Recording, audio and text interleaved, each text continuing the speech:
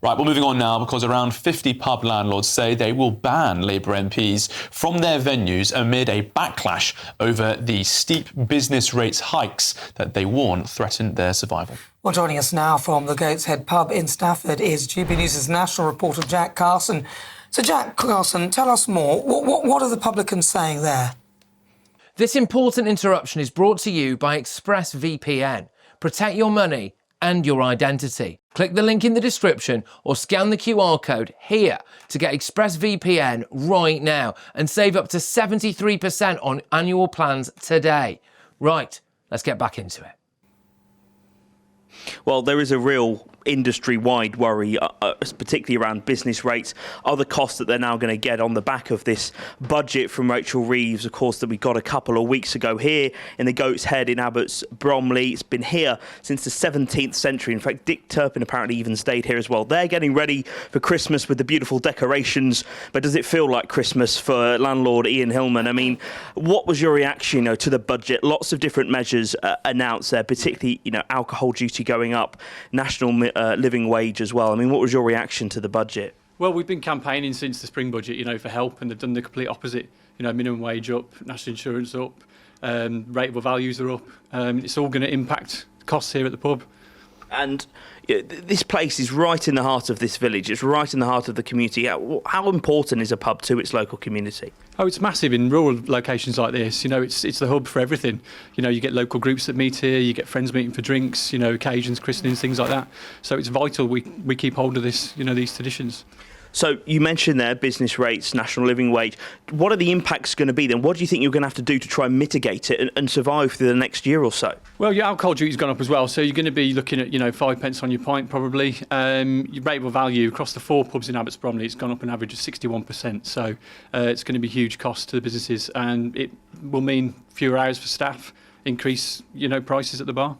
The government say they're trying to help hospitality. One of the things they're bringing in is an apprenticeship scheme to try and get young people into hospitality as well. Do you envision there being a hospitality industry for them to come into?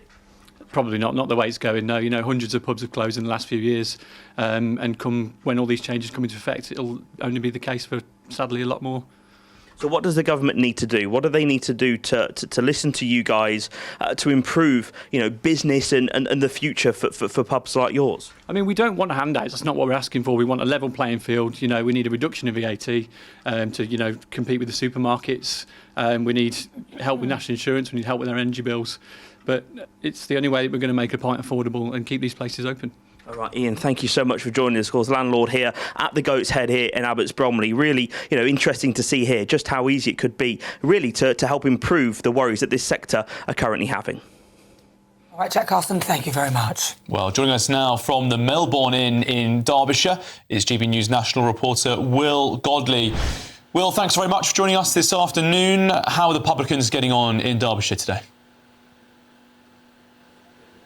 Well, it's a bleak atmosphere here, of course, 2 weeks today after that budget, which many landlords deeply concerned about, still getting their head around what it will mean for them. But it's not just the landlords who are worried, but also the locals here as well. And this is a pub which is the heart of the community here in Melbourne, a population of about 5,000 people here at the Melbourne Inn. They love to come here to socialise over a beer, over lunch, and really get together as a community. But many worried that's simply not going to be able to happen anymore, because many pubs saying today that they're going to have to put their prices up. In fact, a new survey from the British Institute of Innkeeping has found that 90% of landlords will be forced to increase the price of their pints, 71% will have to put up the cost of their food, and 45% of landlords will be forced to put up to reduce hours of their staff. And despite all of those measures to tackle the fact that pubs will be paying higher prices as a result of the budget,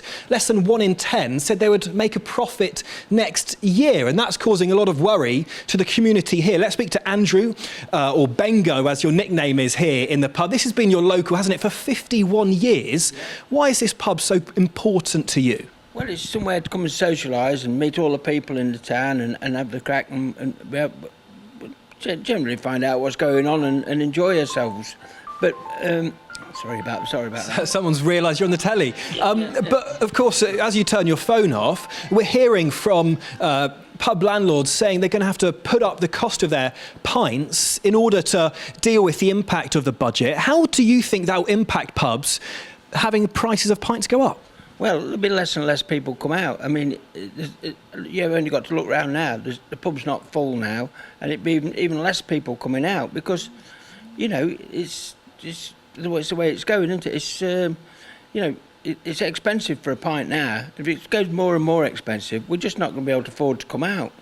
And pub landlords talking about the fact they're struggling with increasing business rates and also minimum wage changes and increases there as well. What do you think will happen if those changes aren't reversed, if the government don't listen to pub landlords? Do you worry about what could happen? Yes, I'm sure there'll be more and more pubs closing, which will make the country worse. You know, I mean, and it's going to have knock-on effect everywhere, isn't it? If you've got nowhere to go, it's going to ruin. And obviously, they're going to have to pay more tax, the landlords. You know, property tax, wherever it is, and it's just. Well, if there's nobody, people can't afford to come out, there's not going to be the people in the pubs, is there? Do you think the government are supporting pubs enough? No, not one bit, really. I don't think there should be. I don't think the beer should be. Well, the landlords, if their rates are going to go up, they've obviously got to pass it on to the customers, and we're not got the customers now, so it's going to be even worse, isn't it? So, Bengo, if prices are going to be forced to go up, would you be happy to pay more for your pints? No, not really, because you can only pay so much, can't you? I mean, I'm quite lucky because I'm a retired, but there's lots and lots of people who will not just be coming to the pubs, and I'm not going to come in a pub and just sit on my own. So there'll be less and less people in the pubs. OK, Bengo, thanks for joining us on GB News. Interesting to hear your thoughts, not just landlords, of course, worried about the impact of the budget on pubs, but the people who view pubs as a lifeline as well. We've heard from the Treasury, who have told us in a statement, we're protecting pubs, restaurants and cafes with the budget's £4.3 billion support package. They also said this comes on top of our efforts to ease licensing, to help more venues offer pavement drinks, to put on one-off events, and maintaining our cut to alcohol duty on draft pints and capping corporation tax as well. But nonetheless, lots of worries and concerns here in Melbourne. There's nothing more important than keeping your money and your identity safe online. And with so many VPN options available, choosing the right one can be pretty daunting.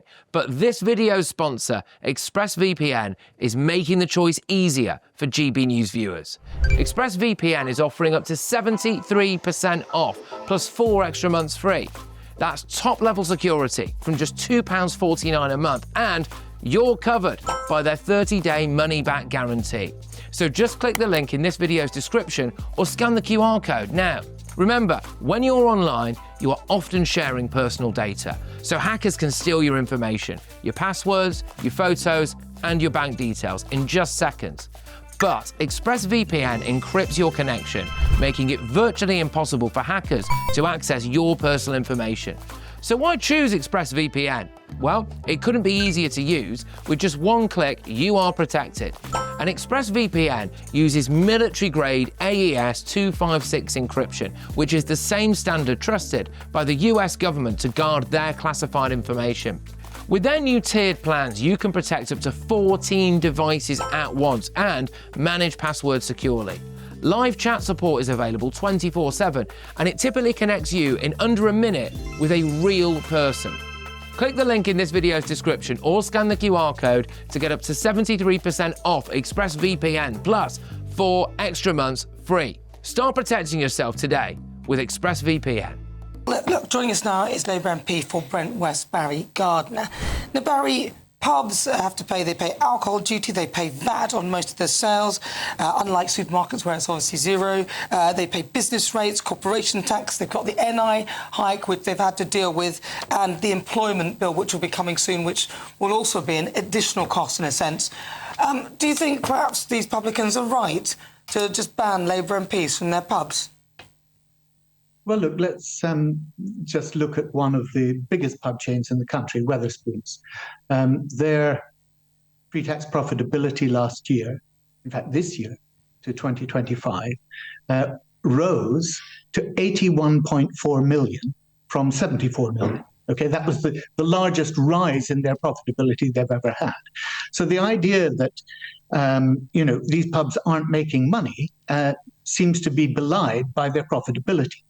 Now, Barry, I don't deny. Barry, with all respect, I'm just going to say. You've given a whole piece against the government. You might at least listen to some of the response.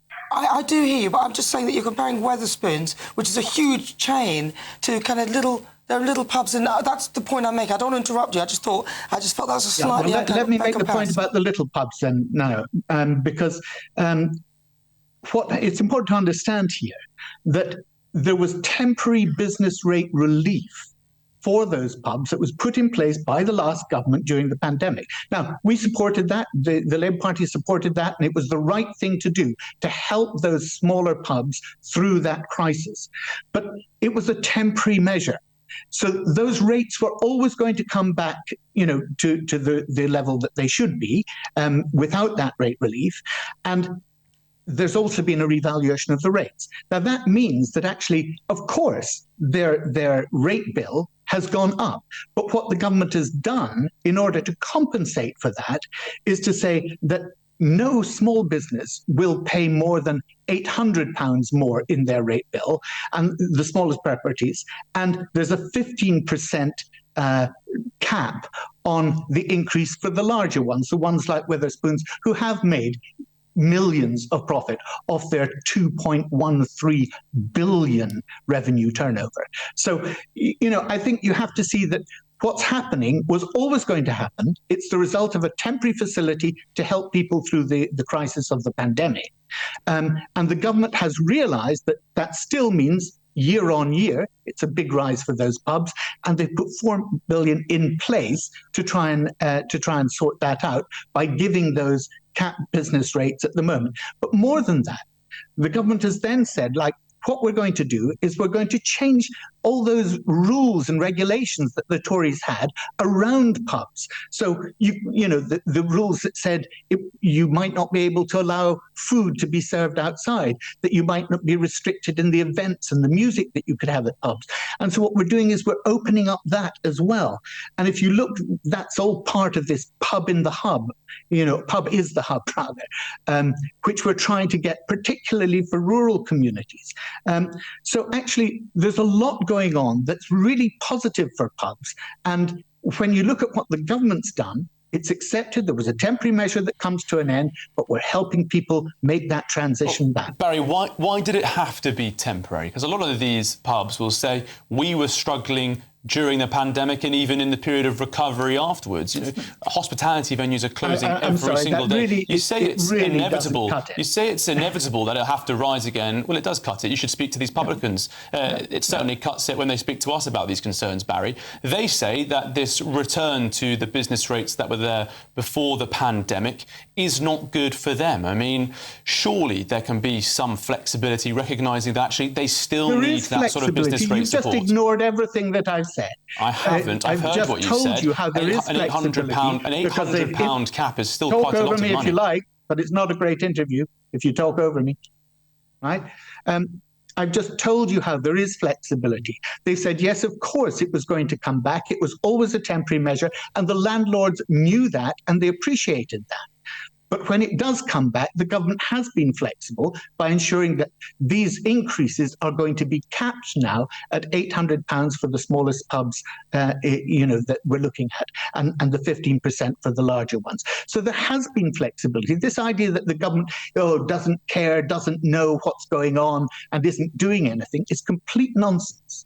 OK, Barry, I hear what you're saying, but if it's working so well, then why are 8 pubs closing every week? So that's more than one a day. If this is going well and the things that you're putting in place are working, then if I was doing that and looking at the response, I would be thinking it isn't working. So where in your mind does it say that this is working? Nana, that's a really great question, because it actually goes to the heart of what's happening in our society, and that is that pubs have been struggling for years. Okay, there's been these closures happening for years and years. It's not a matter of one government doing something, and it's a matter of social change. The pub, for many communities, is the heart of that community. But the way in which that used to be the case everywhere is no longer so. And so there are pubs that are struggling, but they're struggling because you and I have changed our behavior in the way that we do things. You know, it would help if people didn't go down to the local supermarket and get cheap tinnies, which they can then take home and consume in front of Netflix. In the old days, they wouldn't do that. They'd be out in the pub talking to their neighbours and having that community space. But that's precisely why the government has introduced this new pub in the hub scenario, while we're trying to get rid of all the old regulations to make pubs once again the sort of space that people want to go into, where people can address issues, whether it's, you know, dementia cafes, whether it's loneliness cafes, getting other community facilities around the pub. And that puts them back in the centre of their local community. So the government's really trying to do that, help the industry forward. Okay, Labour MP for Brent West, Barry Gardner, thank you very much. The pub in the hub process, obviously what the government are putting forward, but if that £800 cap is up there and you can't afford to stay open, there won't be a pub. I think people's behaviours change because everything's become so expensive. That's probably why. Oh, yeah, those costs are still really high. It's not one before the other, it's that first.